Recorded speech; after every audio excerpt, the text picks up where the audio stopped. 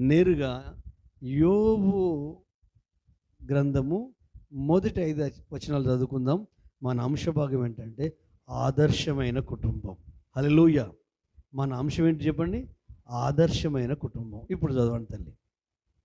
ఊజు దేశమునందు యోబు అను ఒక మనుష్యుడుండెను. అతడు యథార్థవర్తనుడును న్యాయవంతుడనై దేవుని యందు భయభక్తులు కలిగి చెడుతనము విసర్జించినవాడు. అతనికి 7 కుమారులను 3 కుమార్తెలను కలిగేరు. అతనికి 7,000 గొర్రెలను 3,000 ఒంటెలను 500 జతల ఎడ్లను 500 ఆడుగాడిదలను కలిగి బహుమంది పనివారును అతనికి ఆస్తిగా నుండెను గనుక తూర్పు దిక్కు జనులందరిలో అతడే గొప్పవాడుగా ఉండెను. అతని కుమారులందరూ వంతుల చొప్పున అనుదినము ఒకరికొకరు తమ తమ ఇళ్లల్లో విందు చేయనై కూడినప్పుడు తన 3 అక్కచెల్లెండ్రు తమతో కలిసి అన్నపానములు పుచ్చుకొనవలనని వారిని పిలిపించుచూ వచ్చిరి. వారి వారి విందు దినములు పూర్తిగాగా యోబు తన కుమారులు పాపము చేసి తమ హృదయములలో దేవుని దూషించురేమో అని వారిని పిలువనంపించి వారిని పవిత్రపరిచి అరుణోదయమున లేచి వారిలో ఒక్కొక్కని నిమిత్తమై దహన బలి నర్పించుచూ వచ్చెను. యోబు నిత్యము అలాగున చేయుచుండెను. ఆమేన్. హల్లెలూయా. చాలాసార్లు మనం విన్నాం. ఈ బైబిల్లో ఉన్న వాక్యాలు కూడా కొన్ని సంవత్సరాల నుండి చెప్తున్నారు. ఇందులో నుండే. కాబట్టి కొన్నిసార్లు ఏమనిపిస్తుందంటే యోబు గురించి ఏముంది తెలియదు, ఎన్నోసార్లు విన్నాం కదా అని ఆలోచన రానియకండి. ఈరోజు ఇంకేవలా మాట్లాడుతాడో అని మనసులో అనుకోండి. హల్లెలూయా. ఎందుకంటే ఉదయించే సూర్యుడిని తెల్లవారుతున్న ఫస్ట్ బయటికి వెళ్తున్నప్పుడు చూడు, రోజు క్రొత్తదనమే ఉంటుంది. హల్లెలూయా. కాబట్టి ఈ వాక్య భాగంలో నుండి ప్రభువు నాకు ప్రేరేపణ ఇచ్చిందంటే ఇది ఆదర్శవంతమైన కుటుంబం అని చెప్పాడు. గత వారాలలో నేను ఏం చేస్తున్నానంటే కుటుంబాలను గురించి మాట్లాడుతున్నాను. ఎందుకంటే కుటుంబం అనేది చాలా పవర్ఫుల్. హల్లెలూయా. ఎందుకంటే దేవుడు ఆదాము అవ్వలను కుటుంబముగా చేశాడు. ఆ తర్వాత మనము ఎఫెసీ పత్రిక చూస్తే పరలోకమందున్న తండ్రిని బట్టి మోకాళ్ళ మీద ఉన్న ప్రతి కుటుంబము అని ఉంటుంది. ఫ్యామిలీ అనేది అది దేవుని హృదయంలో ఉన్న ఒక ఆలోచన. అది ఇక్కడున్న ఈ కుటుంబాన్ని ఒక్కసారి మనం వెళ్ళి దర్శిద్దాం వాక్యంలో. హల్లెలూయా. దేవుడు ఈ వ్యక్తిని పరిచయం చేస్తున్నాడు. ఈ పరిచయం ఎంత చక్కగా ఉందంటే ఊజు దేశంలో యోబును ఒక మనుషుడు ఉండెను. అతడు ఎలాంటి వాడో, అతని లక్షణాలు ఏంటో, అది యథార్థవంతుడు, న్యాయవంతుడు, నీతిమంతుడు, దేవుని యందు భయభక్తులు కలిగి చెడుతనమును విసర్జించినవాడు. అంటే ఈ పదాలను చూడండి. చెడుతనమును విసర్జించడము. దాదాపు సామాన్యంగా మనం కొన్ని బోర్డులు చూస్తాం. ఇక్కడ మూత విసర్జన చేయరాదు అంటే ఆ పదం ఇక్కడ వాడిల్లు. భయభక్తులు కలిగిన వ్యక్తి చెడుతనాన్ని విసర్జిస్తాడు. అంటే దులిపేసుకుంటాడు, జాడిస్తాడు. హల్లెలూయా. సైతానేమో చెడునే అంటిపెట్టుకునేటట్టు చేస్తాడు, దాన్ని గట్టిగా పట్టుకుంటాడు. కానీ భయభక్తి కలిగిన వ్యక్తి చెడును విసర్జిస్తాడు. అయితే ఇది ఆత్మీయ స్టాండర్డ్ గురించి రాయబడింది, ఆస్తి గురించి రాయబడలేదు. ఊరు పేరు రాశారు, మనుషుడు అని ఉంది, యోబు అనే మనుషుడు, అతని పేరు మెన్షన్ చేశారు. కానీ అతని ఆధ్యాత్మిక లక్షణాల గురించి యథార్థవంతుడు అంటే ప్రసంగి గ్రంథంలో చాలాసార్లు చదువుకున్నాం, చదవాల్సిన అవసరం లేదు. కానీ దేవుడు నరులను యథార్థవంతులుగా చేశాను, కానీ వాళ్ళు తంత్రములు కల్పించుకొని వాళ్ళు చెడిపోయారని ఉంటుంది. హల్లెలూయా. అలాగో ఆదామును అవ్వను యథార్థవంతులను చేశాడు, కానీ వాళ్ళు పాడవడానికి కారణము అపవాది. ఈ అపవాదికి ఎందుకు కళ్ళమంటతనమంటే, నువ్వు ఆత్మలో యథార్థంగా న్యాయంగా నిర్దోషిగా ఉంటే వాడు తట్టుకోలేడు. వాని అల్టిమేట్ గోల్ ఏంటంటే నువ్వు దేవునికి దూరం అవ్వాలా, ఆత్మలో దూరం అవ్వాలా, ప్రార్థనలో దూరం అవ్వాలా, ప్రభులో దూరం అవ్వాలా, పర్సనల్గా కూడా దేవునికి నీకు ఏ సంబంధం ఉండొద్దు. ఏ సంబంధం ఉండకుండా చేయాలంటే ఏమేమి చేస్తే చేయొచ్చు అని వాడు ప్లాన్ చేస్తాడు. కానీ యోబు జీవితంలో స్ట్రాంగ్ ఉన్నాడు. మామూలు స్ట్రాంగ్ కాదు. ఎంత స్ట్రాంగ్ అంటే అతని గురించి దేవుడే మాట్లాడుతున్నాడు. 6వ వచనం చదువు. దేవదూతలు యెహోవా సన్నిధిని నిలుచుటకై వచ్చిన దినమొకటి తటస్థించెను. అవును.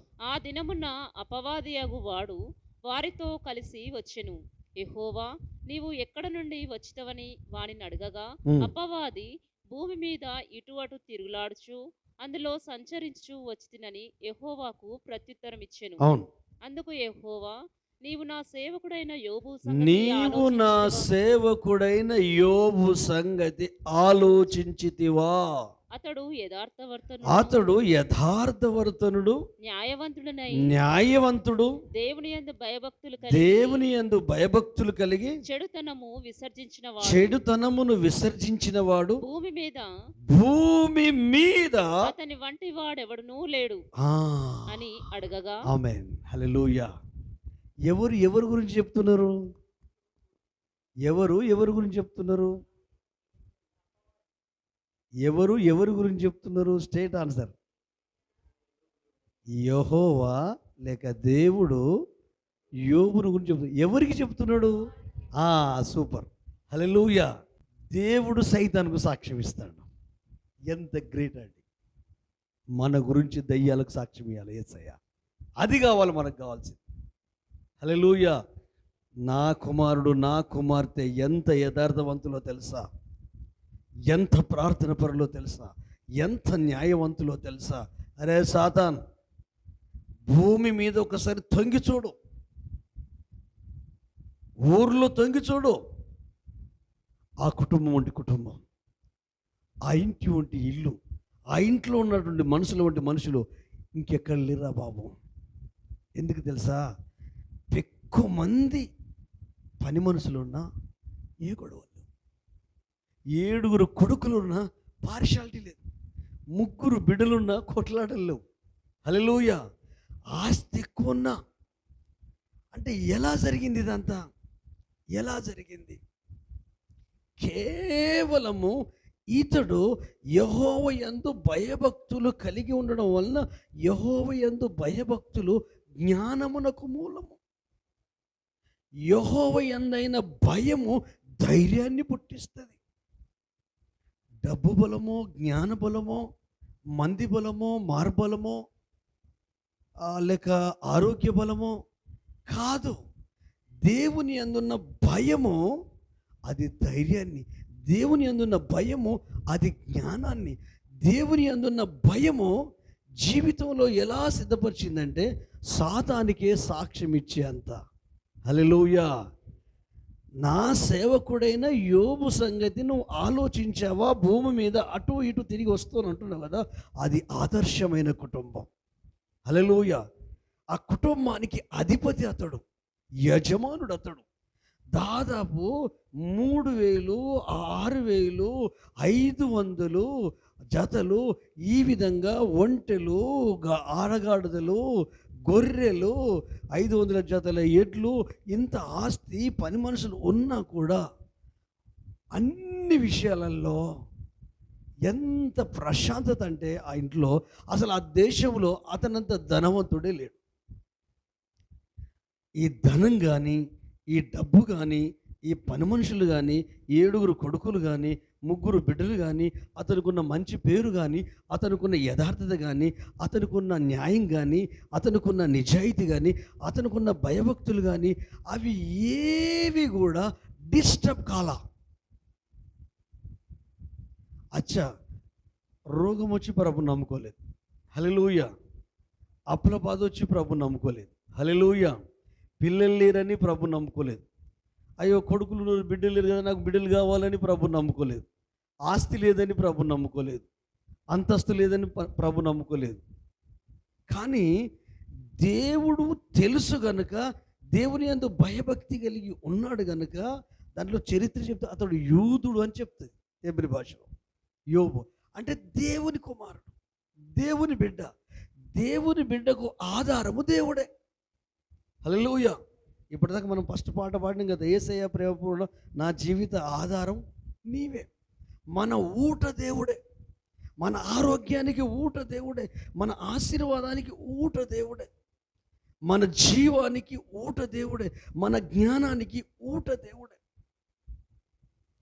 అయితే నా జీవితానికి ఆధారము దేవుడనే దాంట్లో ముందుకు వెళ్తున్నప్పుడు యథార్థలో జీవిస్తున్నాడు, న్యాయంగా జీవిస్తున్నాడు, నీతిగా జీవిస్తున్నాడు, భయభక్తులు కలిగి జీవిస్తున్నాడు. జీవిస్తున్న వ్యక్తి గొప్పతనము కాదు, కానీ జీవింపజేసే వ్యక్తి మీద ఆధారపడుతున్నాడు కదా. ఆధారపడడం వల్ల జీవితంలో పరమార్థం అర్థమై ముందుకు వెళ్తూ ఉంటే ఆశీర్వదించడం ప్రారంభించాడు, పిల్లల్ని ఇవ్వడం ప్రారంభించాడు, ఫ్యామిలీని ఇవ్వడం ప్రారంభించాడు, భార్యను దీవించడం ప్రారంభించాడు, కొడుకులను దీవించడం, బిడ్డలను దీవించడం ప్రారంభించడం మాత్రమే కాదు, ఆ ధనధాన్యాలు, సంపద, ఆస్తి, వస్తు సంపద, పశు సంపద, పని మనుషులు, వాళ్ళ కుటుంబం బ్రతకడం మాత్రమే కాదు, జీతగాళ్ళు ఉన్నారు కదా, వాళ్ళకు కూడా ఒక లైఫ్ దొరికింది.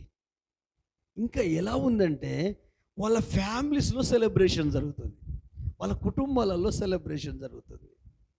విందు విందు విందు విందు దినం అంటే ఎప్పటికి చేసే పనులు, ఎప్పటికి చేసే ఉద్యోగం, ఎప్పటికి చేసే జీవితం, ఎప్పటికి ఉండే కుటుంబం, అప్పుడప్పుడు కొన్ని సెలబ్రేషన్లు ఉంటాయి. ఏంటి సెలబ్రేషన్లు అంటే, ఇప్పుడు చుట్టాలు మన ఇంటికి వచ్చినందుకు రాక ఆ రోజు వాళ్ళు వస్తున్నారంటే ఆ రోజు మనం ఇంట్లో ఉంటాం, పనులు పక్కకు పెడతాం, చాలా ముఖ్యమైన వాళ్ళు కదా, ఆ రోజు మటను చికెన్ తెస్తాం, లేకపోతే అన్ని కబుర్లు చెప్పుకుంటాం, మాట్లాడుకుంటాం, ప్రార్థన చేసుకుంటాం, వాక్యము చదువుకుంటాం, పాటలు పాడుకుంటాం. ఆ రోజు ఒక ఆనందం అనిపిస్తుంది. ఎందుకంటే మనకు తెలిసిన మన బంధువులు, మన రక్త సంబంధులు వచ్చినప్పుడు ఆ సెలబ్రేషన్ వేరే. అదే సమయంలో ఆత్మ సంబంధమైన సెలబ్రేషన్ వేరే. వాక్యానుసారంగా పరిశుద్ధాత్మ యొక్క దేవుని రాజ్యము భోజనము పానము కాదు, కానీ పరిశుద్ధాత్మ యందలి ఆనందము, నీతి, సమాధానం, అది దేవుని నుండి కలిగేది. అయితే విందు దినాలలో సెలబ్రేషన్ జరుగుతుంది, ఆనందంగా ఉన్నారు, ఏ ఆటంకాలు లేవు, ఏ ప్రాబ్లమ్స్ లేవు, భక్తి ఉంది, సమర్పణ ఉంది, త్యాగం ఉంది, అభిషేకం ఉంది, ఆశీర్వాదం ఉంది, అభివృద్ధి ఉంది, దీవెన ఉంది. ఎక్కడో చిన్న లోటు ఉంది ఇన్నర్ సైడ్.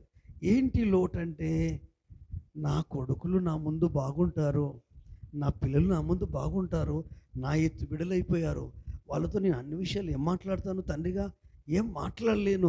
ఒకవేళ నాకున్న ఈ భక్తి, నాకున్న ఈ యథార్థత, నాకున్న ఈ నిజాయితీ, నేను దేవుణ్ణి ఆధారం చేసుకొని బ్రతుకుతున్నా, నాకున్న ఆస్తి నాకు ఆధారం కాదు, నా కుటుంబానికి ఆధారము దేవుడే, నా విశ్వాసానికి ఆధారము దేవుడే. ఈ ఆధారము, ఈ ఆస్తిని చూసి, అంతస్తుని చూసి, ఈ పేరును చూసి, ఈ గౌరవాన్ని చూసి నా పిల్లలు డిస్టర్బ్ అయిపోయి దేవుణ్ణి పక్కకు పెట్టి మనసులో అంటే హృదయంలో, ఆ హృదయంలో వాళ్ళ ఆలోచనలో, తలంపులలో దేవుణ్ణి పక్కకు పెడతారేమో నన్న భయం పట్టింది. హల్లెలూయా. నిజంగా కక్క తింటే గ్యారెలు సేదవుతాయి అంటారు చూడు. మనకు అన్నీ తెలిస్తే కూడా ఆగమైపోతాం. ఎంత తెలియాలో అంత తెలిస్తే ఆరోగ్యంగా ఉంటాం, ఆనందంగా ఉంటాం. అన్నీ తెలిసిన బిడ్డలంతా పిచ్చి పిచ్చి అయిపోతాడు, మన మార్గం ముందుకు వెళ్ళలేం. కానీ కొంచెం కొంచెం ఒక్కొక్క స్టెప్ పైకి ఎదుగుతూనే ఉండాలి. మన గురి మాత్రమే వేసు. హల్లెలూయా. మన గురి మాత్రమే వేసు. ఆ గురి వైపు చూస్తూ, ఆయన వైపు చూస్తూ వెళ్ళాలి. హల్లెలూయా. ఈ ఆదర్శవంతమైన కుటుంబమైన ఈ యోబుకు అన్నిటికీ ఆధారము దేవుడే కనుక ఏం చేశాడంటే, విందు కాలం అయిపోయినప్పుడు వాళ్ళందరినీ పిలిచాడు, ఒక్కొక్కరిని పిలిచి వారి పక్షాన ముందు వారిని పవిత్రపరిచాడంట. హల్లెలూయా. నాకు తెలిసి పవిత్రపరచడం అంటే ఏంటి, వాళ్ళ ఆలోచనలు మార్చాడు, వాళ్ళ ఊహలను మార్చాడు, వాళ్ళ ఉద్దేశాలను మార్చాడు. దేవుని విధానం ఇది. ఈ లోకము, ఈ ప్రపంచము, ఈ ఆస్తి, వీటితో మీ ఆలోచన ముడిపడొద్దు.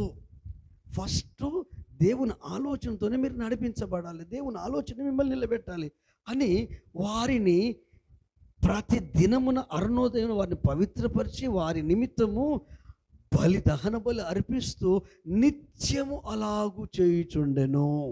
హల్లెలూయా. ఈ చరిత్ర అంతా సైతాన్ గారికి చెప్తున్నాడు. హల్లెలూయా. సైతాన్ గారికి చెప్తున్నాడు.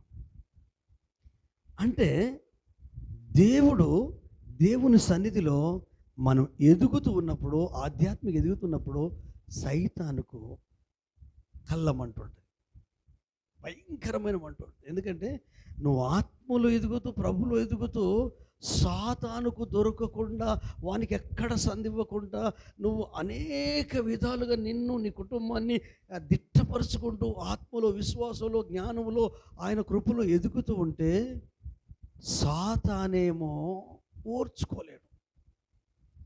దయ్యమేమో వీడిని ఎప్పుడు పడగొడదాం, వీడిని ఎప్పుడు కూలగొడదాం, ఏ ఏ అవకాశం వస్తుంది, ఏ సమయం వస్తుంది, ఆ సమయాన్ని వాడు వాడుకుంటాడు.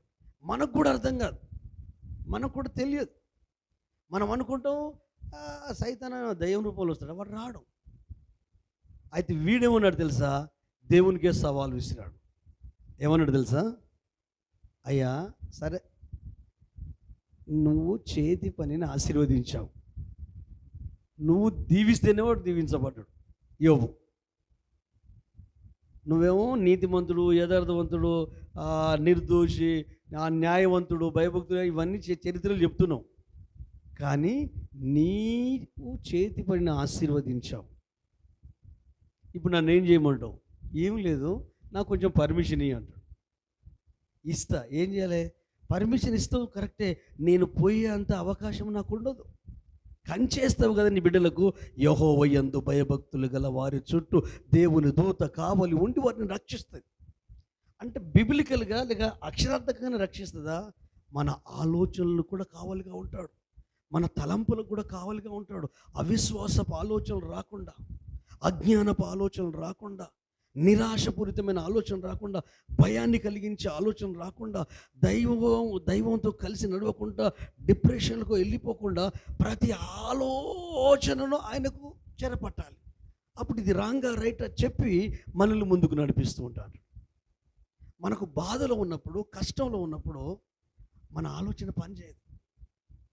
అందుకనే బాధపడడాన్ని వాయిదా వేయాలి. బాధపడ్డప్పుడు ఆలోచించొద్దు, దాన్ని కొద్దిసేపు అట్లా పక్కకు ఉంచాలి, విడిచిన పట్ల ఉంచాడు. ప్రభుతో కనెక్ట్ అవ్వాలి. హల్లెలూయా. ఆ తర్వాత ఆ బాధ నుండి, ఆ కష్టం నుండి విలువైన పాఠం నేర్పడం మాత్రమే కాకుండా ఇంకొక అడుగు పైకి ఎదిగి, ఆత్మలో ఎదిగే అవకాశం ఇస్తాడు. అయితే ఒక్కటే మాట్లాడాడు, ఇవన్నీ ప్రసంగాలు వద్దయ్యా, నువ్వు కంచె తీసేయి, నేను చూసుకుంటాను. మీరు చూడండి, సైతాన్ ఎక్కడి నుండి వచ్చినట్టుంటుందా యోబు జీవితంలోకి?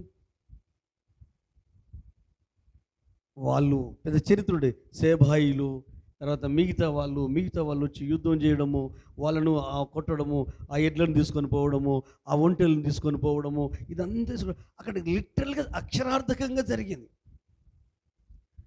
దాంట్లో సందర్భంలో నేను ఒక్కడిని మిగిలి ఉన్నాను అంటాడు ఎవడొచ్చినా. వాళ్ళకి అర్థమైపోయింది అంటాడు. వార్త మీద వార్త, వార్త మీద వార్త, వార్త మీద వార్త, పిడుగులు లాంటి వార్తలు, గుండె పగిలి చచ్చిపోయే వార్తలు. సరే, ఆస్తి పోయింది, అంతస్తు పోయింది, గౌరవం పోయింది, విలువ పోయింది అంటే 7 కొడుకులు, 3 బిడ్డలు, దాదాపు అల్లుళ్ళు కూడా ఉండి ఉండొచ్చు. అక్కడ విందు జరుగుతుంది.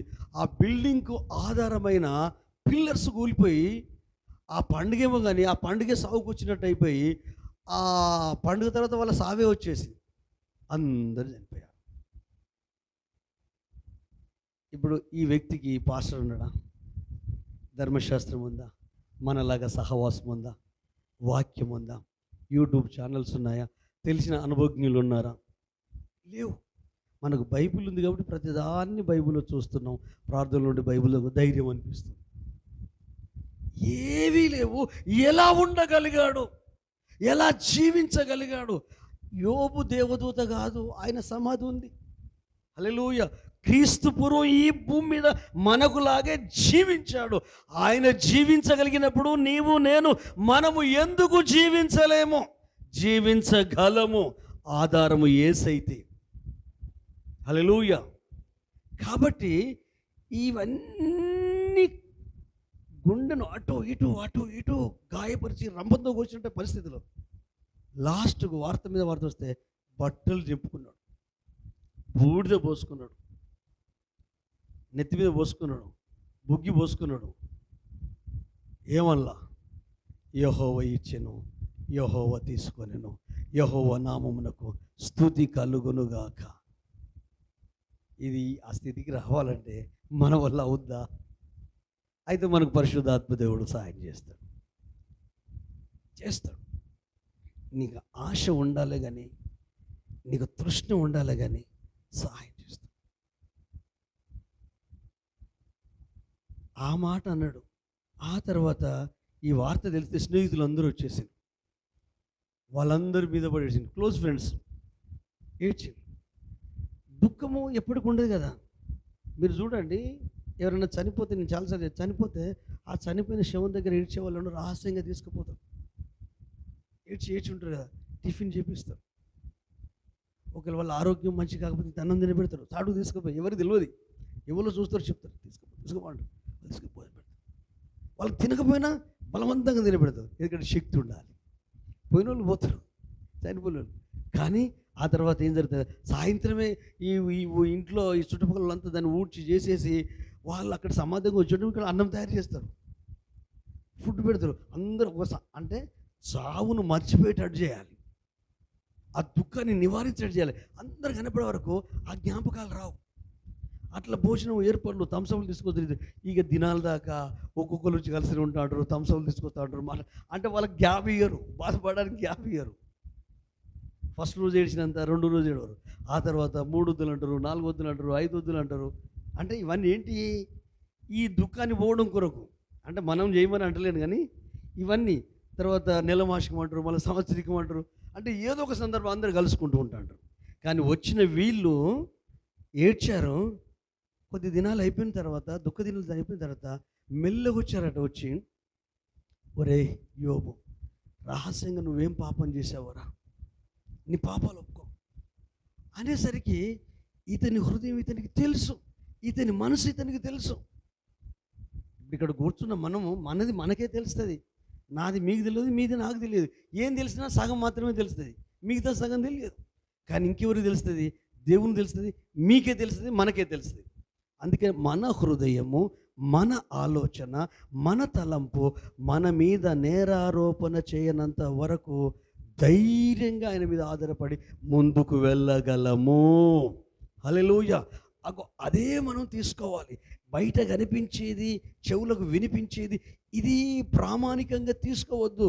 నీ అంతరాత్మ చెప్పేది, నీ అంతర్వాణి చెప్పేది, నీ మనస్సాక్షి చెప్పేది, నీలో ఉన్న పరిశుద్ధాత్మ దేవుడు చెప్పేది అది రైట్. హల్లెలూయా. నేను చెప్పేదానికంటే మీ అంతరాత్మ చెప్పేది, మీ మనస్సాక్షి చెప్పేదే రైట్. అది ఎవరి విషయంలోనైనా అది రాంగ్ గైడెన్స్ ఇవ్వదు, రైట్ గైడెన్స్ ఇస్తుంది. కానీ దాని స్వరం వినే సిచ్యువేషన్లో మనం ఉండాలి. హల్లెలూయా. ఆ స్వరం వినగలిగే అనుభవంలో మనం ఉండాలి. యోబు ఉన్నాడు, ఉండడం మాత్రమే కాదు, వాళ్ళు అలా మాట్లాడారు. ఇక ఊరోళ్ళు ఎన్ని రకాలుగా అనుకున్నారు, అది పట్టించుకోలేదు, ఇది పట్టించుకోలేదు.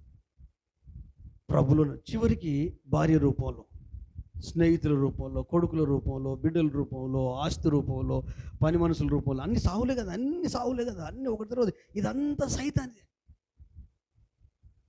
ఇది పాపం యోబు కూడా తెలియదు, మనకు తెలుసు చదువుకున్నాం కాబట్టి. కానీ యోబుకి ఏం తెలుసు, నాకు అన్యాయం చేయడు దేవుడు. హల్లెలూయా. ఒక్కసారి చూడండి, ఇదే విషయాన్ని పౌలు ఎంత చక్కగా చెప్తాడో. 8వ అధ్యాయము రోమిలకు రాసిన పత్రిక 35 నుండి చివరి వరకు చదువుదాం. క్రీస్తు ప్రేమ నుండి మనలను ఎడబాపు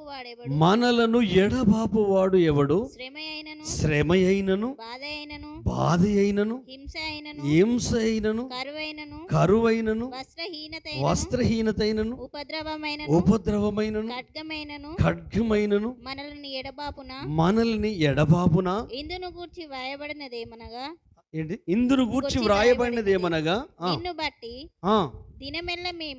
దినమెల్ల మేము వధింపబడిన వారమైనట్టు వధకు సిద్ధమైన గొర్రెలమని మేము ఎంచబడిన వారము. అవును. అయినను మనలను ప్రేమించిన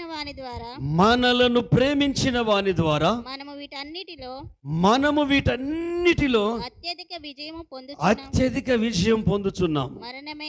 మరణమైనను జీవమైనను దేవదూతలైనను ప్రధానులైనను ఉన్నవి అయినను ఏంట్రా? ఉన్నవి అయినను ఉన్నవి అయినను రాబోవైనను అధికారులైనను ఎత్తైనను లోతైనను సృష్టింపబడిన మరి ఏదైనను మన ప్రభువైన యేసుక్రీస్తునందలి దేవుని ప్రేమ నుండి మనలను ఎడబాప నేరవని రూఢిగా నమ్ముచున్నాము. హల్లెలూయా. గట్టిగా చప్పలు కొడదామా? హల్లెలూయా. ఇదండి, ఇది నా జీవితంలో, నా స్వీయ జీవితంలో ఎప్పుడైతే సేవ గీవ వద్దు అని ఇంటికి పరిగెత్తుకొని పోతే తేలుగుట్టిందో, ఆ నరకయాతను అనుభవించిన తర్వాత స్నేహితుడు వచ్చి నువ్వేం పొరపాటు చేసావు అంటే, నిజంగా మన పొరపాట్లు మనకు పొరపాటు అనిపించదు. 12 గంటల దాకా ఏడ్చాను. మా అమ్మ లేదు కాబట్టి బతికిపోయినా. మా అమ్ముంటే ఏమైపోతున్నావు, ఎందుకంటే ఆమెకు ఎక్కువ పిచ్చి ప్రేమ. నాన్నకు అర్థమైతే జ్ఞానవంతుడు కాబట్టి ఏం కాదు బిడ్డ ఓర్చుకో తేలే కదా అంటున్నాడు, కానీ నాకు ఆ మంటకు తట్టుకోలేకపోతుంది. పండి బొరిన మా మట్టిదే ఇల్లు అంతా అలుకుతారు ఇప్పటికి, ఇది మన ఎర్రమట్టితో మొత్తం బొరితే 2-3 గంటలు చచ్చిపోయినా. అంతకుముందే బిడ్డ తల్లి తేలుగుడ్డు చచ్చిపోయింది. ఈ చుట్టుపక్కల అమ్మలక్కలు వచ్చి, ఓహ్ పిల్లగా నువ్వు మంత్రం అన్న వేయించుకో, డాక్టర్ దగ్గర పో అంటే, నేను సేవలో ఉంటే కొత్తగా సేవ చేస్తా అండి, నాకు అంత ఉడుకు రక్తం ఉన్నాయి. లేదు, చచ్చిపోతే దేవుని కొరగా చచ్చిపోతా, కానీ నేను మాత్రం పోను అని అట్లనే చేస్తున్నా. ఫ్రెండ్స్ వచ్చి 4 వచ్చి అందులో ఒకటి చెప్పిండు, అరే నువ్వు ఏదైనా పొరపాటు చేసావా? నాకు పొరపాటు అనిపిస్తలేదు. నా కొరకు ఆబాది గణపురం నుండి శివునిపల్లి దాకా పాస్టర్ అమ్మ ఆటో దాకా వచ్చి, పోవద్దు యోహాన్ రా రాడు, నేను ఎందుకు కూర్చో మీద కూర్చున్నది. అయితే వెళ్ళిపోయి నేను రానయ్యా అదే. అప్పుడు నాకు కూడా కొత్త కదా, రక్షించబడి 3 నెలలకే సేవకు పోయినా 1.5 ఇయర్కే నాకేం జ్ఞానం ఉన్నది, ఏం లేదు. పసిపిల్లోనే అన్నట్టే ఆత్మలో. వాళ్ళకి అనుభవం ఉంది కనుక వాళ్ళ మాట నేను పెట్టి ఇంటికి వచ్చేసిన నాకు ఇది జరిగింది. ఇక అప్పుడు చెప్పినప్పుడు అప్పుడు ఆలోచన, నేను సేవ చేయ, నేను పని చేసుకునే బతుకుదా, సేవ తప్ప నాకు సేవ కొట్టద్దు. ఎందుకంటే ఆడ లైఫ్ బాయ్ సబ్బు, అది గోగుడు సబ్బు అనుకుంటా, రెగ్జన్ సబ్బు వాటిని. నేను ఇంట్లో ఫుడ్డే తింటా, మా ఇంట్లో గడక, మొక్కజొన్న గడక. అందరూ ఆఖరికి పుట్టినాడు కాబట్టి నన్ను ఒక్కొని చదివించిండ్రు. ఆడికే గొప్ప అనుకుంటాను నేను, ఎందుకంటే మా అన్నలు చదవలేదు, అక్కలు నేను ఒక్కొని చదివిన. అది ఈ గవర్నమెంట్ స్కూలు, గుడికి అది ఎప్పటికీ రెగ్యులర్గా వెళ్ళినోని కాదు. ఇట్లా అనుకొని ఇటువంటి నేను ఇది ఏంది అనుకొని నేనేమనుకున్నా, ప్రభువా నువ్వు కనుక నన్ను స్వస్థపరిస్తే, నా తీర్మానం చస్తే నా శవమే ఇంటికి రావాలి, కానీ సేవ నుండి వెనక్కి వచ్చేది లేదు. ఎన్నోసార్లు చెప్పాను, కానీ సందర్భం వచ్చిన ప్రతిసారి చెప్తూనే ఉంటాను. హల్లెలూయా. అయితే ఆ చిన్న ప్రార్థన, అది మనస్ఫూర్తిగా పశ్చాత్తాపంతో చేశాను. నొప్పి పోయిందండి.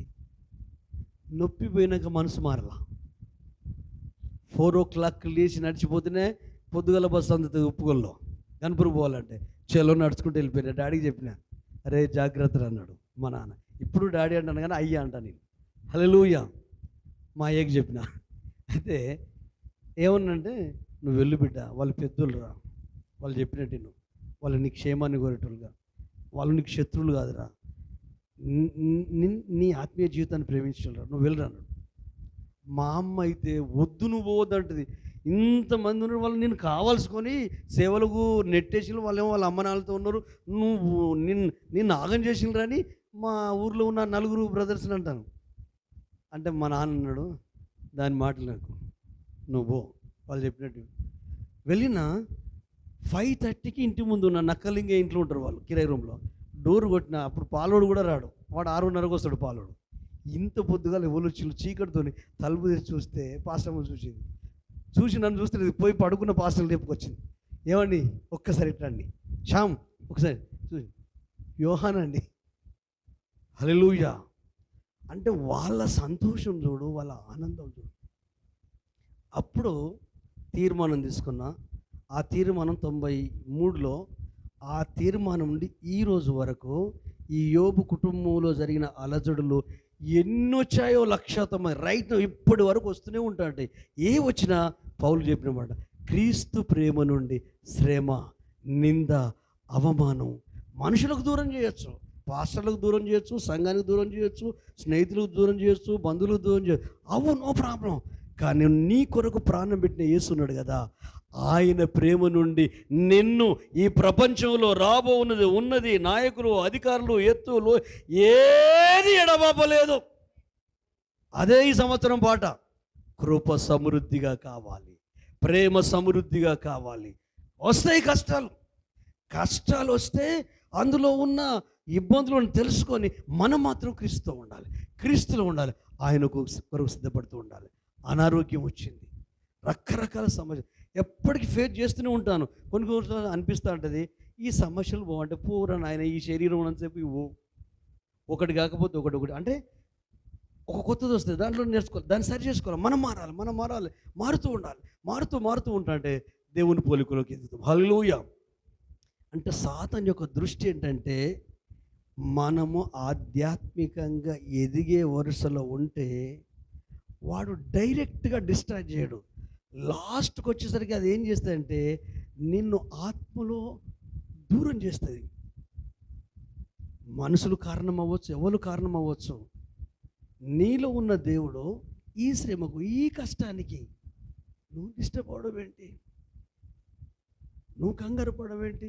ప్రభు సన్నిధిలో ఆయన మార్గంలో ఆయన కొరకు నడుస్తూ ఉంటాంటే, ఆ ప్రేమలో ఎదుగుతూ ఉంటాంటే అది తప్పకుండా అది ఎక్కడికి వెళ్ళదు. నువ్వు జీవించిన జీవితం, నువ్వు కష్టపడింది అది మల్టిప్లై అయ్యి వచ్చేస్తుంది. కొన్నిసార్లు ఏమైందంటే గలిబిలైంది. ఆ వార్తలు విన్నప్పుడు ఎంత గలిబిలైంది. అందుకనే మీరు చూడండి, అసలు వాస్తవం కంటే మాటలు వింటున్నప్పుడే గలిబిలైతాయి. అందుకని ఎవ్వరు మాటలు వినకండి.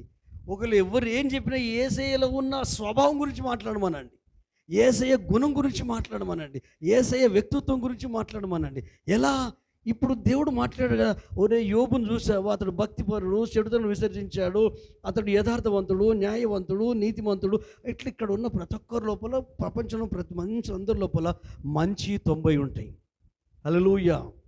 మంచివి కానీ 10 ఉంటాయి. అయితే ఎవరితో ఏం మాట్లాడినా ఈ 90 మాట్లాడరు. ఏం మాట్లాడతారు? ఈ 10 మాట్లాడతారు.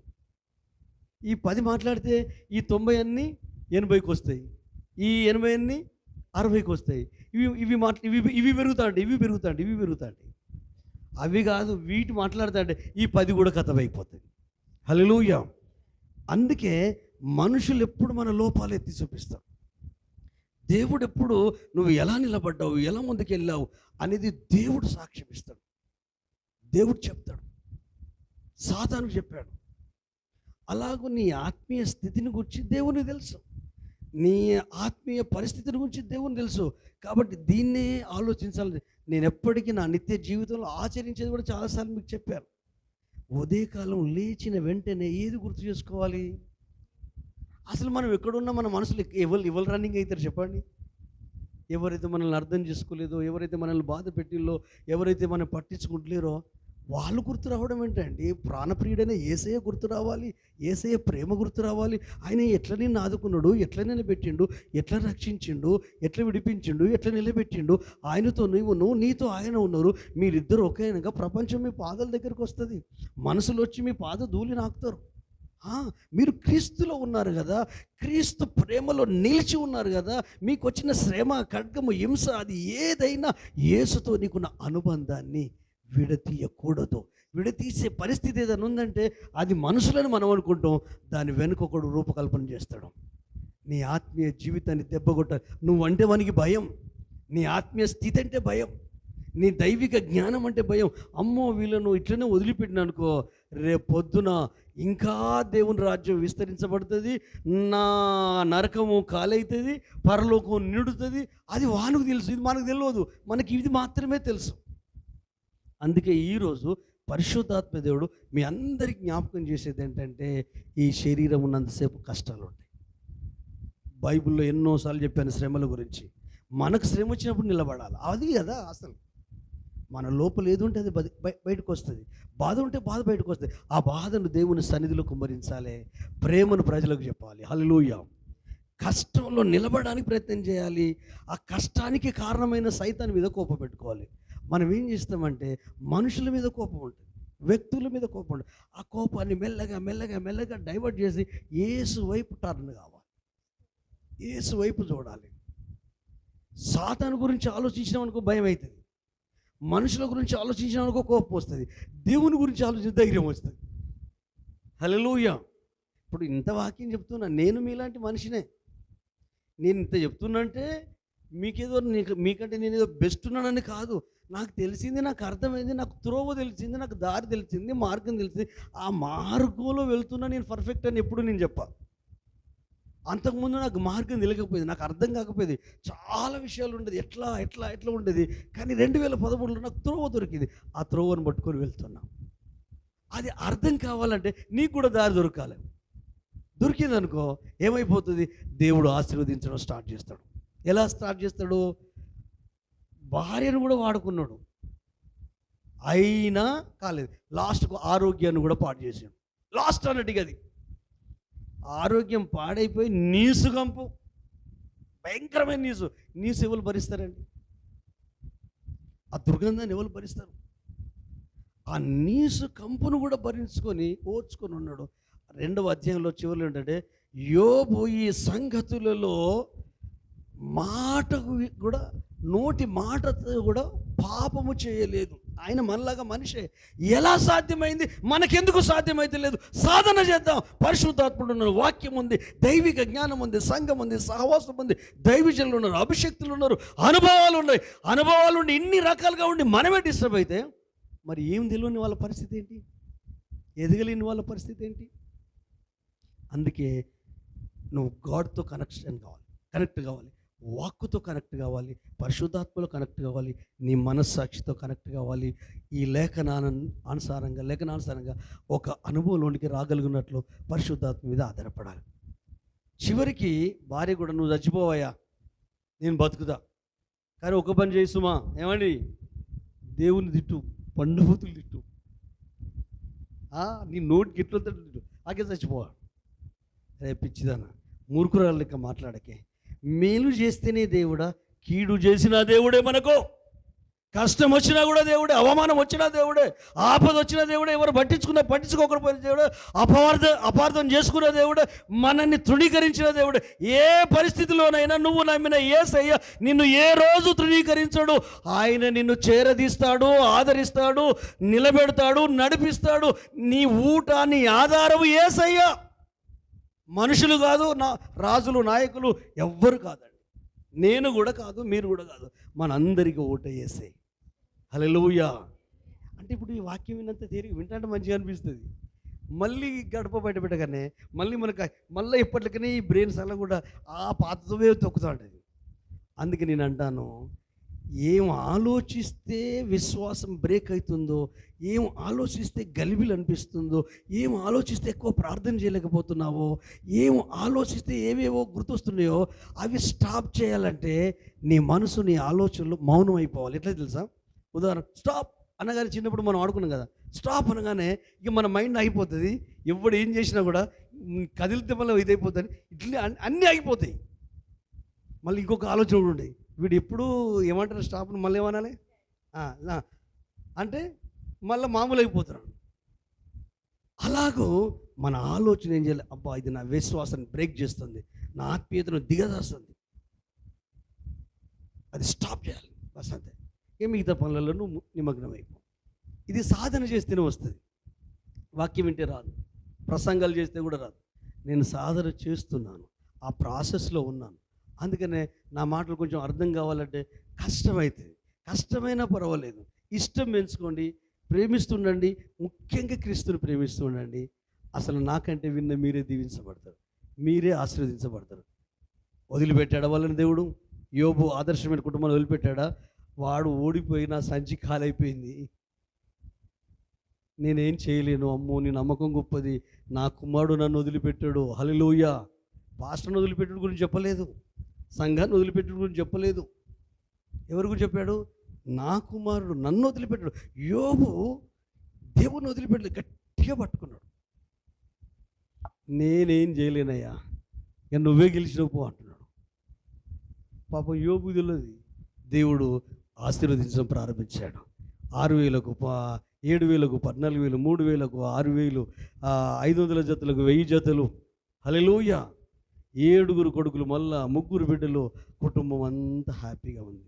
28 ఏమిటో చూడండి యోబు గ్రంథంలో. వెండికి గని గలదు, ఆ, పుటము వేయ సువర్ణమునకు స్థలము గలదు. అవును. ఇనుమును మంటిలో నుండి తీయుదురు, ఉమ్, రాళ్ళు కరిగించి రాగి తీయుదురు. ఉమ్, మనుషులు చీకటికి అంతము కలుగజేయుదురు. ఉమ్, గాఢాంధకారంలోను మరణాంధకారంలోను ఉండు రత్నములకు వెదుకుచు వారు భూమి అంతముల వరకు సంచరింతురు. ఉమ్, జనులు తిరుగు స్థలములకు చాలా దిగువగా మనుష్యుల సొరంగము త్రవ్వుదురు.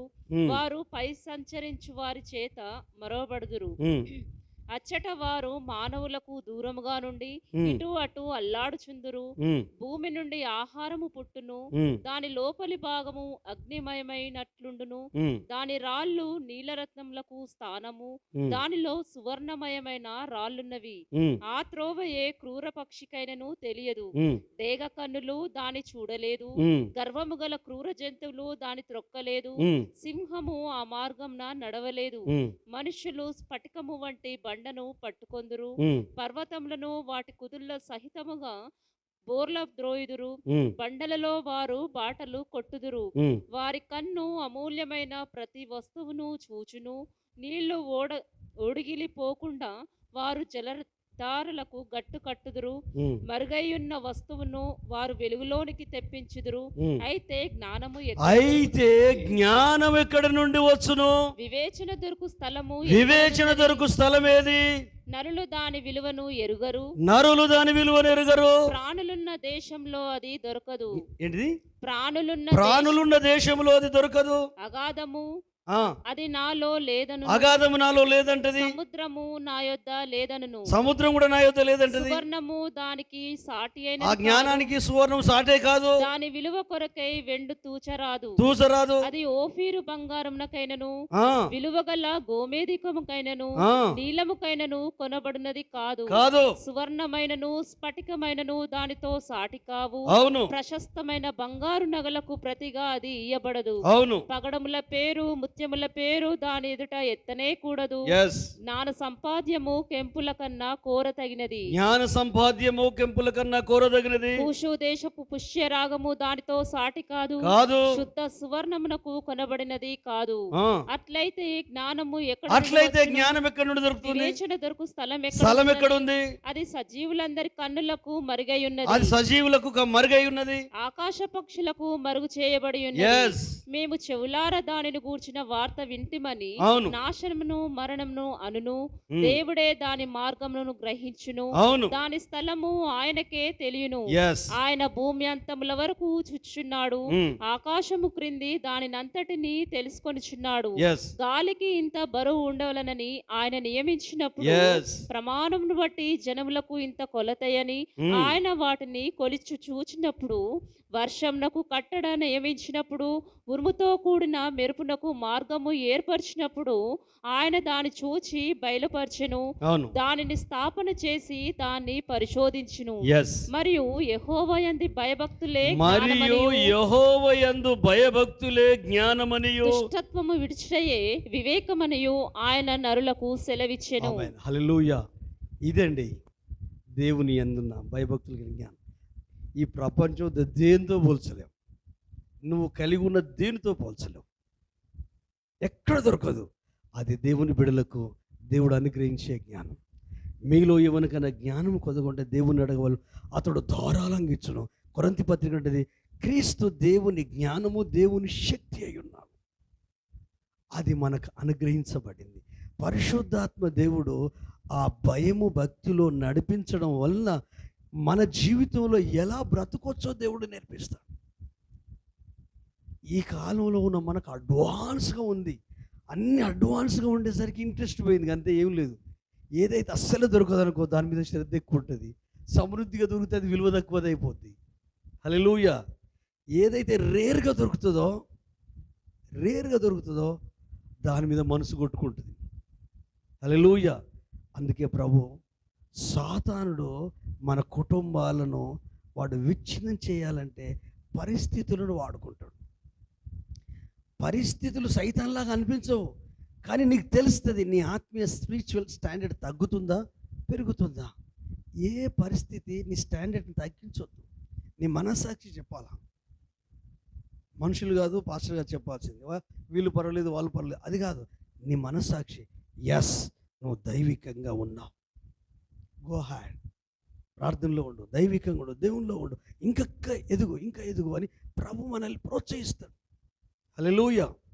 వాని దృష్టి ఏంటంటే మనం ఎదగడం వానికి ఇష్టం ఉండదు, మనం ఆయన మార్గంలో వర్ధిల్లడం ఇష్టం ఉండదు, మనం దీవించబడడం ఇష్టం ఉండదు, మనం ఇతరులకు సువార్త చెప్పడం ఇష్టం ఉండదు, ఇతరులు నడిపించడం వానికి ఇష్టం ఉండదు. కాబట్టి మనల్ని ఏం చేస్తాడంటే మార్చేస్తాడు. ఎట్లంటే ఇప్పుడు ఉదాహరణ ఒక యవనస్తుడు వచ్చి పాస్టర్ నేను గుడికి రాను అన్నాడు. ఎందుకంటే అసలు ఎవరు కరెక్ట్ ఉన్నారు, నేను ఎందుకు రావాలి అన్నాడు. ఏమైందంటే అరే ప్రార్థన ఉంటే కళ్ళు మూయాలి కదా, కళ్ళు మూస్తలేరు. ఒకళ్ళేమో షార్టింగ్ చేస్తారు, ఒకళ్ళేమో పిల్లలతో ఆడుకుంటున్నారు, ఒకళ్ళు ఆడుకుంటున్నారు. మరి నువ్వు ప్రార్థన చేసేటోనివి ఆ పాస్టర్ నువ్వు కళ్ళు ఎందుకు తెరిచినావు అన్నాడు. నువ్వు కళ్ళు ఎందుకు తెరిచినావు అన్నాడు. కళ్ళు తెరవద్దు కదా, సరే వాళ్ళది ఏదో అర్థం నాకు, నువ్వెందుకు కళ్ళు తెరిచినావు అన్నాడు. అంటే లేట్ అయింది కదా అందుకే కళ్ళు తెరిచావు. లేట్ అయితే స్తుతించు, నీకు ఇంట్లో చోటు దొరకదు కదా. మందిరంలో ఆరాధించడం ఎంత సంతోషం, గంట కాదు 2 గంటలు మంచిగా ఏకాంతంగా ఆరాధించు. నీకు పనైనా పిల్లలైనా కుటుంబమైనా మందిరంలో 2 గంటలు 3 గంటలు మంచిగా స్తుతించవచ్చు. 24 గంటలు వాక్యం వింటున్నాం కదా. అప్పుడు సరే ఇట్లా చెప్పినా కూడా అర్థమవుతుంది. ఏం లేదు తమ్ముడా, నువ్వు రా ఒక్క నిమిషం అని ఒక గ్లాసు నిండా నీళ్ళు ఇచ్చి ఈ చర్చి చుట్టూ తిరిగిపోరా బాబు, కానీ ఒక్క చుక్క పడద్దు అన్న. అంటే మనోడు అతి జాగ్రత్తగా ఒక్క డ్రాప్ కూడా పోకుండా, ఎంత ఒక 5-10 నిమిషాలు లేట్ అయినా పర్వాలేదు కానీ మొత్తం మీద పాస్టర్ దగ్గర అయ్యా అన్న ఒక్క డ్రాప్ కూడా పడిపోలేదు చూడం. ఎందుకు పడిపోలేదు? ఈ దీని మీదే ఉంది, దీని మీద లేదు, దీని మీదే ఉంది. హల్లెలూయా. నిన్నెందుకు రక్షించాడో దాని మీద నీ కాన్సన్ట్రేషన్, నీ వలన ఏమేమి జరిగించాలనుకో దాని మీద నీ కాన్సన్ట్రేషన్, నీ కుటుంబాన్ని ఎందుకు విమోచించాడో నీ దృష్టి అంతా దీని మీదనే. నేను ఎలా వెళ్ళాలి, ఎలా దీవెనకరంగా ఉండాలి, ఎలా ఆశీర్వాదకరంగా ఉండాలి, అంతే. అలాగూ నువ్వు ఎదుగుతూ చూస్తూ ఉంటే సాతాను కానీ కనిపిస్తుంది, అమ్మో నేను ఎవరినన్నా పట్టుకుంటా కానీ వీళ్ళని పట్టుకోలేని అంటాడు. ఎందుకు? నీకు తెలిసిపోయింది, మూలం తెలిసింది, యేసును నువ్వు గట్టిగా పట్టుకున్నావు. దీంట్లో ప్రజలు లేరు, మనుషులు లేరు, రాజులు లేరు, నాయకులు లేరు, పాస్టర్ లేరు, సంఘం లేదు, ఊరు లేదు, గ్రామం లేదు, గోత్రం లేదు, ఏది లేదు, నేను నా ప్రభు. హల్లెలూయా. అలా వెళ్తున్నప్పుడు చూసే ప్రజలు నేనెందుకు వాళ్ళలాగా ఉండొద్దు, నేను వాళ్ళలాగా ఎందుకు యేసులో ఎదగొద్దు, యోబు కుటుంబంలాగా నా కుటుంబం ఎందుకు ఉండొద్దు, కష్టాల్లో నష్టంలో ఆయన కొరకు నేను జీవిస్తాం. జీవించే జ్ఞానాన్ని దేవుడు మనకిస్తాడు. హల్లెలూయా. ఆ అనుభవాల గుండానే నడుచుకుంటూ వస్తున్నా. మీకు కూడా అనుభవాలు ఉన్నాయి, లేవని కాదు, ఉన్నాయి. కానీ అప్పుడప్పుడు బ్రేక్ పడతా ఉంటుంది అన్నట్టు. అప్పుడు బ్రేక్ పడితే సరి చేసుకుందాం. టైర్ పంచర్ అవుతుంది, స్టెప్ని తీసుకో, కానీ ప్రయాణం ఆపకు, ముందుకే పోవాలి. మళ్ళీ ఇటు పోవద్దు, ప్రయాణం అసలు పోవద్దు. స్టేట్గా యేసు వైపు మన గురి. దారి తప్పేదే లేదు, దారి తప్పే వాళ్ళకి దారి చూపిద్దాం. అందుకే కదా అందరికంటే ముందుగా రక్షించబడ్డది, అందరికంటే ముందుగా ఎదిగింది. ఎదిగిన మనము ఎదిగని వాళ్ళకు దారి చూపిద్దాం, తెర వెనుకుండి చూపిద్దాం, ప్రభుకు పరిచయం, ప్రభుకు అటాచ్ చేద్దాం. రండి ప్రార్థన చేద్దాం. దేవునికి మహిమ కలుగునుగాక. హల్లెలూయా. Praise the lord. హల్లెలూయా. స్తోత్రం. హల్లెలూయా. కృతజ్ఞతలు చెల్లిద్దామా.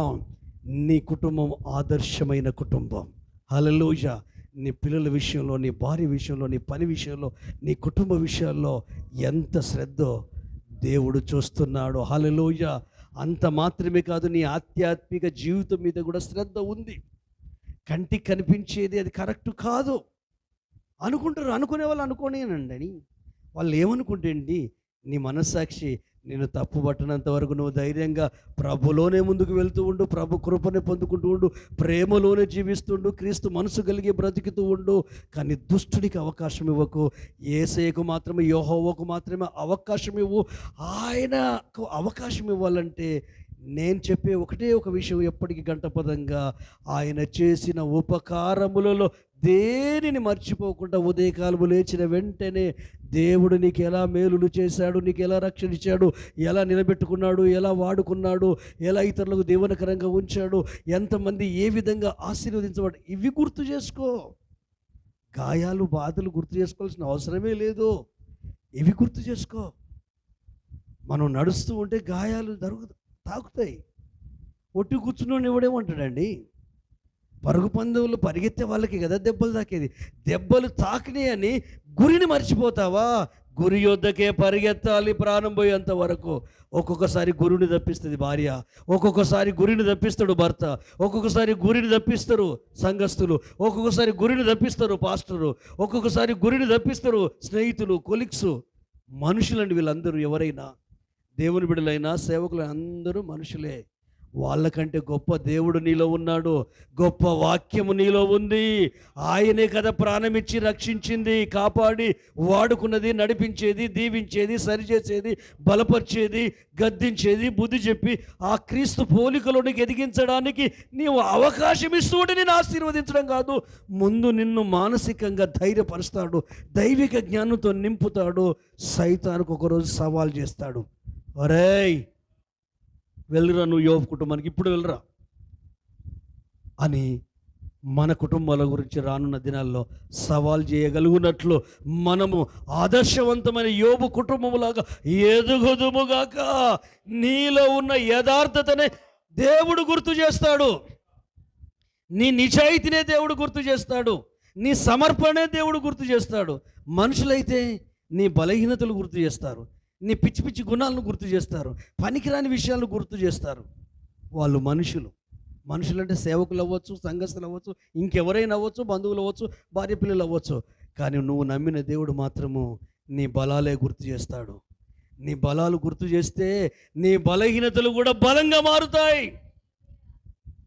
గడ్డి పొరకే కదని అది చూస్తే ఆ ఏనుగును వరిగడ్డి దానితోని దాన్ని కట్టేయచ్చు అంటారు. సంఖ్యలు తెంపుకుంటుందట, కానీ ఆ వరిగడ్డి తాళ్ళు దాన్ని ఏమంటారు, వాటితోని కట్టేయచ్చాడు. అవి అన్నీ మళ్ళీ విప్పితాన్ని ఒక్కొక్క గడ్డి పోసలే. అలాగూ దేవుని పిల్లలు ఒక్కొక్కరు మామూలు కాదు. నువ్వు ఏ స్థాయిలో ఉన్నా, ఏ స్థితిలో ఉన్నా, నిన్న రక్షించబడ్డా, మొన్న రక్షించబడ్డా, 10 సంవత్సరాల క్రితం రక్షించబడ్డా, ప్రభు చేతిలో బలంగా వాడబడ్డా, ప్రభు కొరకు ఎన్నెన్నో కార్యాలు నువ్వు చేసినా సాతానుడు బలహీనుడే. నీ బలహీనతలు పట్టుకొని వాడు నీతో తమాషా ఆడతాడు. ఆ బలహీనతలు జయించాలంటే ప్రేమించాలా, క్షమించాలా, మర్చిపోవాలా, పరిగెత్తాలా, ప్రభు సన్నిధిలో ప్రభు కొరకు జీవించాలా.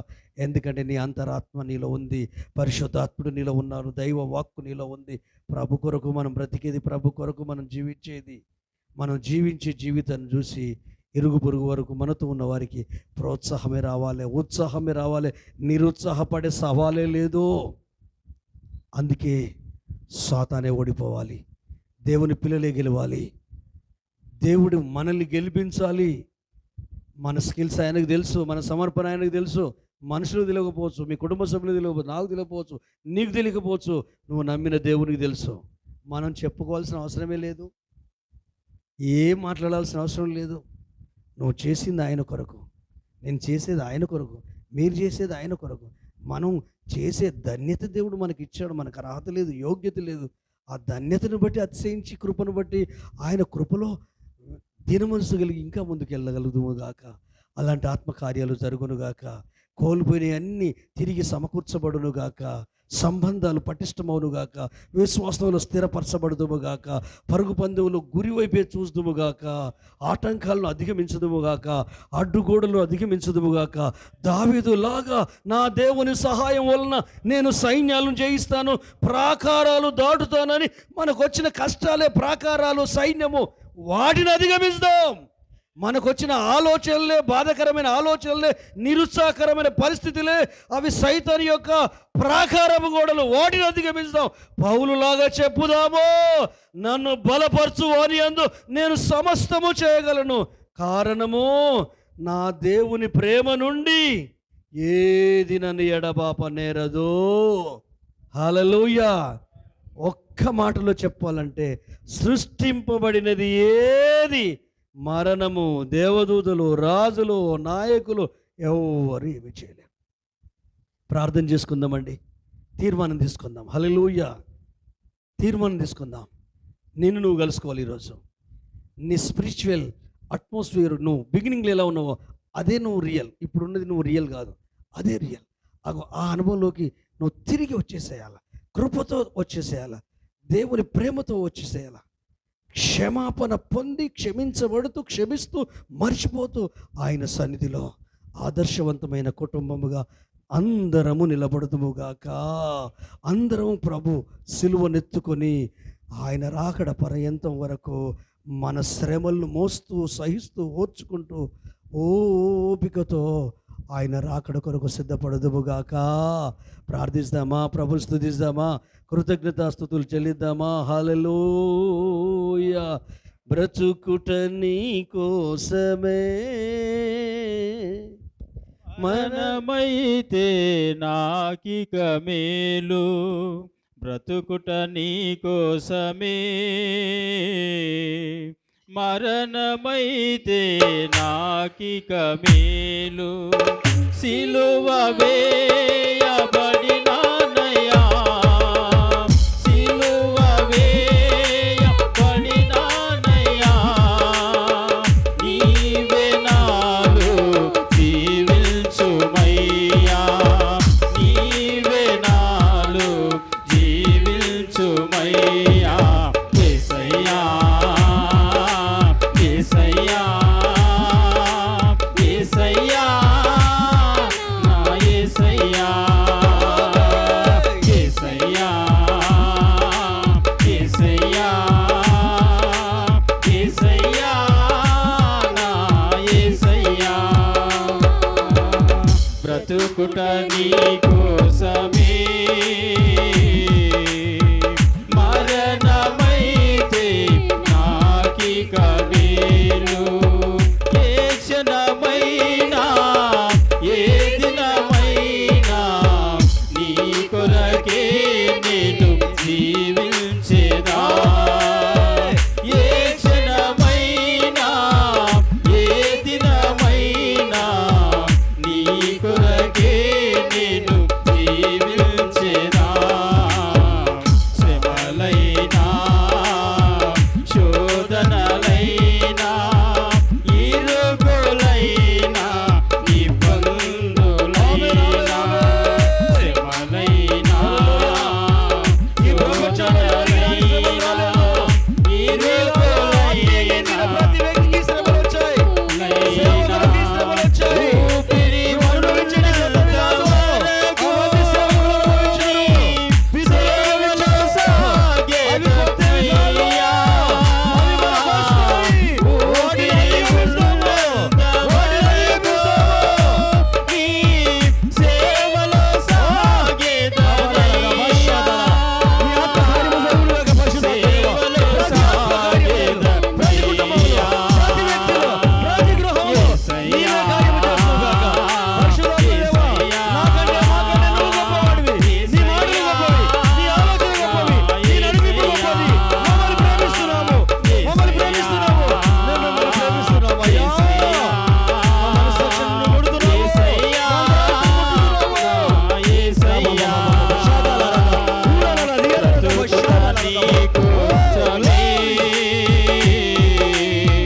మరణమైతే నాకిక మేలు, బ్రతుకుట నీ కోసమే. మరణమైతే నాకిక మేలు. లోకములోన నిందలు నాపై రాళ్ళై రువిన రంపాలై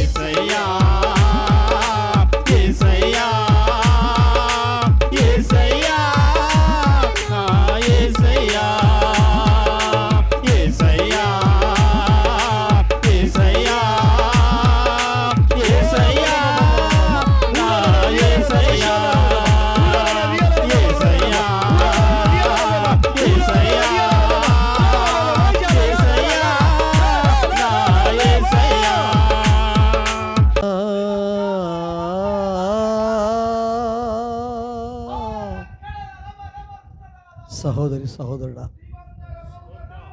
నన్ను చూస్తే నువ్వు భక్తి చేయలేవు, నిన్ను చూస్తే నేను భక్తి చేయలేను. ఇతరులను చూస్తే మనం విశ్వాసాలు ముందుకు కొనసాగలేము, మన శ్రమలు చూస్తే మనం ముందుకెళ్ళలేము, మన కష్టాలు చూస్తే మనం ముందుకెళ్ళలేము, మన అవమానాలు చూస్తే ముందుకెళ్ళాం, మన బాధలు మన తుఫాన్లు చూస్తే ముందుకెళ్ళాం, మన నష్టాలు మన ఇరుకులు చూస్తే ముందుకెళ్ళాం.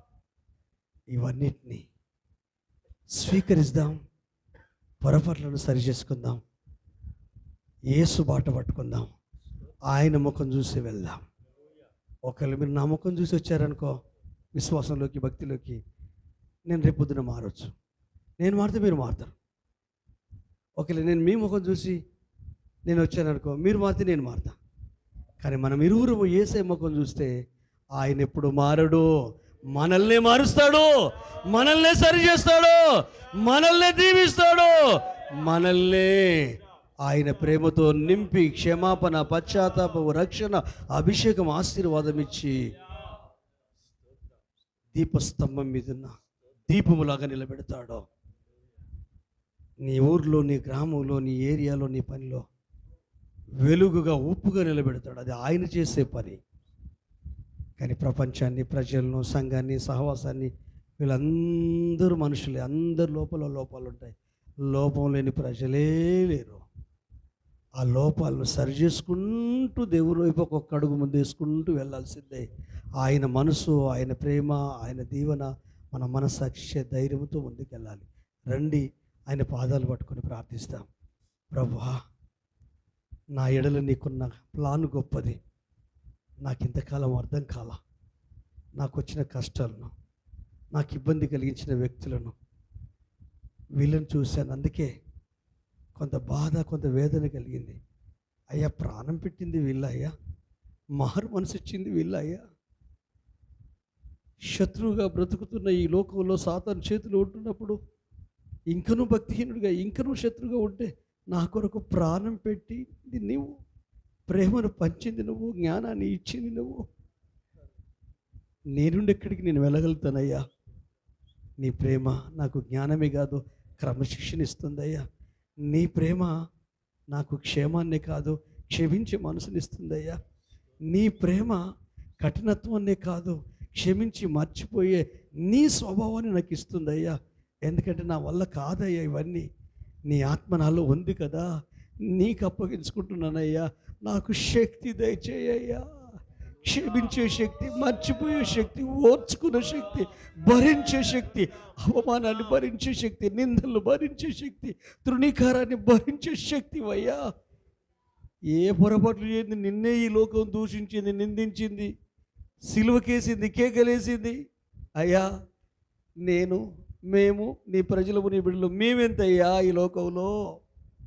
అయ్యా, నీ త్రోవలోనే వస్తున్నామయ్యా, నీ అడుగులో అడిగేస్తున్నామయ్యా.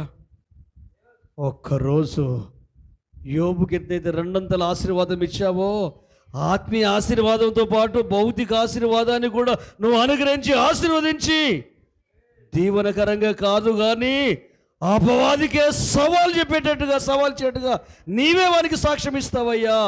నా కుమారుని కదిలించి చూడు, ఫలాని కుటుంబాన్ని కదిలించి చూడు, నా కుమారుడు, నా బిడ్డ, నా కుటుంబం, యోబు లాంటి కుటుంబం, వాళ్ళు నా విశ్వాసాన్ని వమ్ము చేయరు అని సవాల్ చేసే స్థితికి మమ్మల్ని నడిపించదువుగాక, మా కుటుంబాన్ని నడిపించదువుగాక.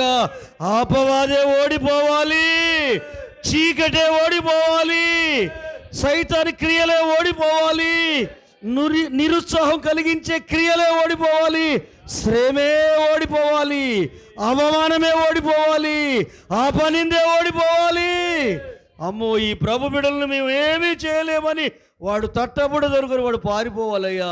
మేమైతే సిలువను పట్టుకొని, సిలువనెత్తుకొని, కుటుంబంతో కలిసి మీ కొరకు మేము జీవించగలుగునట్లు మీ అభిషేకము, మీ జ్ఞానము, మీ కృప, మీ ఆత్మకార్యము నాలో, మాలో, ఇక్కడున్న ప్రతి ఒక్కరిలో రేపొద్దున ఎంతమంది ఇది వీక్షిస్తున్నారో వారందరి లోపల నీ కార్యము జరగడం మేము చూడబోతున్నాం.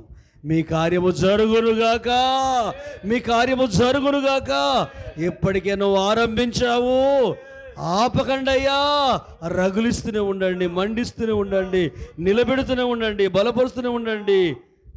మీ సిలువనెత్తుకొని మీ కొరకు వైరాగ్యం కలిగి బ్రతికే కుటుంబాలు ఇచ్చావయ్యా. ఇక్కడున్న కుటుంబాలు అల్లటప్ప కుటుంబాలు కాదయ్యా, ఎన్ని శ్రమల కొలివిలుండి వచ్చిన కుటుంబాలయ్యా. కాబట్టి అదే అనుభవంలో నీ కృపలో నిలబడి ఎదుగుదురుగాక. మీ ప్రత్యేకమైన ప్రేమ, కృప ప్రతి కుటుంబానికి అనుగ్రహించి దీవించమని యేసు నామములో అడుగుతున్నాము తండ్రి, ఆమేన్. మన తండ్రి అయిన దేవుని ప్రేమ, కుమారుడైన యేసుక్రీస్తుల వారి కృప, పరిశుద్ధాత్మ దేవుని యొక్క అన్యోన్య సహవాసము, సమాధానము కూడి వచ్చిన మనకును, ఈ లోకంలో సకల పరిశుద్ధులకును, తీర్మానం తీసుకున్న ప్రతి దేవుని పిల్లలకు ఇప్పుడు ఎల్లప్పుడూ సదాకాలము తోడు నీడై కాచి కాపాడునుగాక. ఆమేన్. హల్లెలూయా.